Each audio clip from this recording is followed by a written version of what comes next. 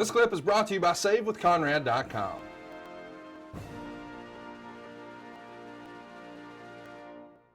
Well, we just passed the 15-year anniversary of you guys' three-way dance at WrestleMania, if you will, with Rey Mysterio.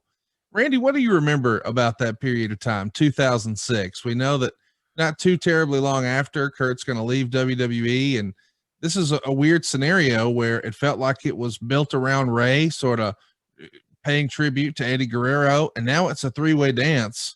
What do you remember of that match at WrestleMania 22? You know, it's like I was saying earlier, sometimes the memories are a bit sketchy, but I do remember that they were going with me, and it was kind of, I forget if this was before Triple H and Batista or after Triple H and Batista. It was after. So I think prior to that, I was supposed to be with Triple H and do the big deal, the big story going into Mania, and I had messed up somewhere along the lines. And I think now my punishment was kind of over with, and now they were ready to go with me again. And I want to say they were running with me, and they were going to put the title on me for this triple threat. And I could be wrong, but that's my memory anyway. And then I think I got a little bit of heat for some, young, dumb punk shit that I did, and I think they ended up going with Rey, right? Yep. But the recollection of the exacts back then, hard to really put out. But I do know 2006 was a rough year for me personally. So that was kind of in the middle of all that too. So there's a good reason why I don't remember that year too much.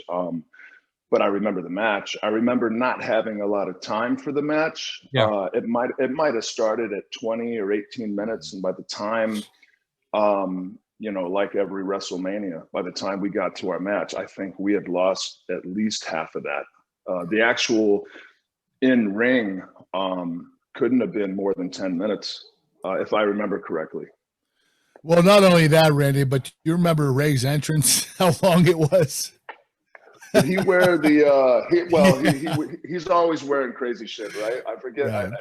Was it a big headdress or something? Yeah, and he came out and went up a scaffold. I mean, it took like 8 minutes for him to get to the ring, and I was like, "Holy shit, our time is cut already." This guy's spending all this time with his entrance. It was just ridiculous.